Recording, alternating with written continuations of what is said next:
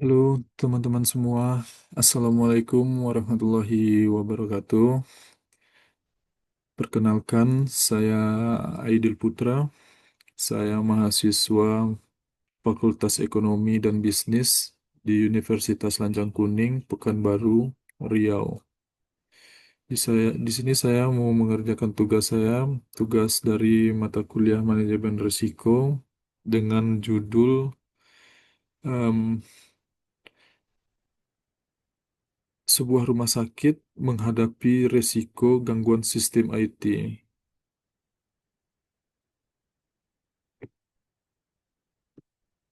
Em, Tugas ini bertujuan adalah untuk mengidentifikasi risiko,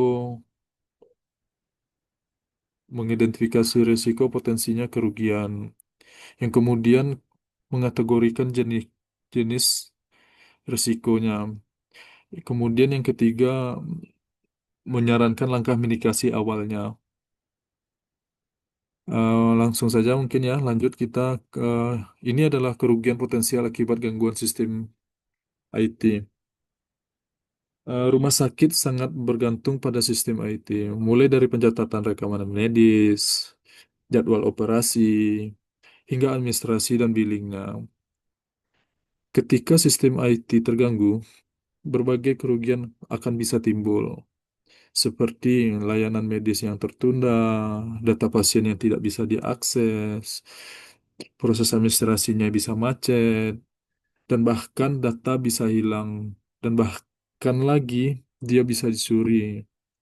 Semua ini bisa menurunkan kepercayaan publik maupun masyarakat terhadap eh, rumah sakit tersebut, dan juga bisa menimbulkan sanksi hukum untuk rumah sakitnya. Kemudian untuk kategori risikonya, risiko-risiko tadi bisa kita kelompokkan secara yang pertama finansial. Rumah sakit bisa kehilangan pendapatan dan harus membayar biaya perbaikannya. Secara operasional, layanan terganggu dan tindakan medis pun tertunda. Untuk keselamatan pasien, itu bisa berpotensi kesalahan dalam pengobatan baik pun maupun tindakan medisnya. Untuk dari sisi keamanan data, ada risiko kebocoran data pasien dan kemudian ada bisa untuk tidak bisa melihat riwayat-riwayat penyakit pasien-pasiennya tersebut. Dan yang terakhir, secara reputasi, kepercayaan masyarakat maupun publik bisa saja menurun drastis terhadap rumah sakit tersebut. Nah, berikut adalah langkah mitigasi awal yang mungkin bisa kita lakukan ya. Em, yang pertama, pastikan ada backup sistem secara rutin. Yang kedua, buatlah rencana pemulihan bencana atau disaster recovery plan. Yang ketiga, lakukan audit dan update keamanan secara berkala. Kemudian yang keempat, latihlah karyawan agar paham prosedur jika sistem IT terganggu maupun bermasalah. Yang kelima, gunakan software original dan sistem yang tervalidasi. Terus yang keenam, siapkan SOP manual jika sistem IT tidak bisa diakses.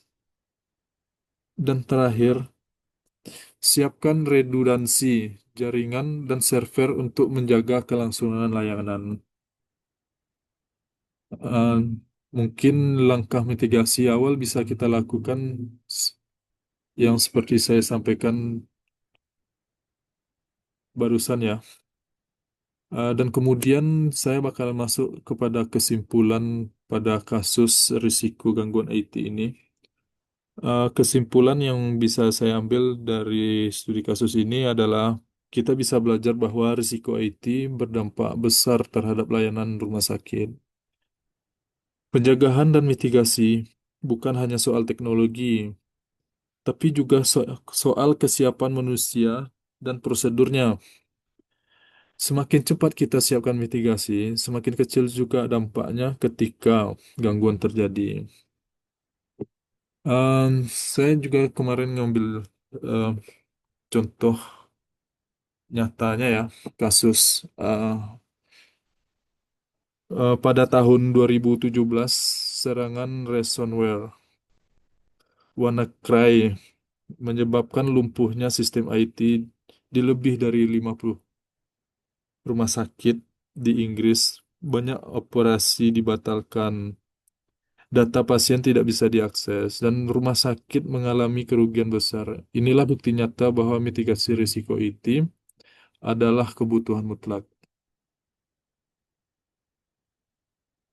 Mungkin itu aja tugas manajemen risiko saya terhadap gangguan sistem IT rumah sakit. Terima kasih sudah menyimak video ini. Semoga bermanfaat dan menambah wawasan kita semua tentang manajemen risiko IT di sektor kesehatan. Karena ini masuk YouTube, jangan lupa di like dan share dan subscribe. Stay safe dan stay secure. Terima kasih. Assalamualaikum warahmatullahi wabarakatuh.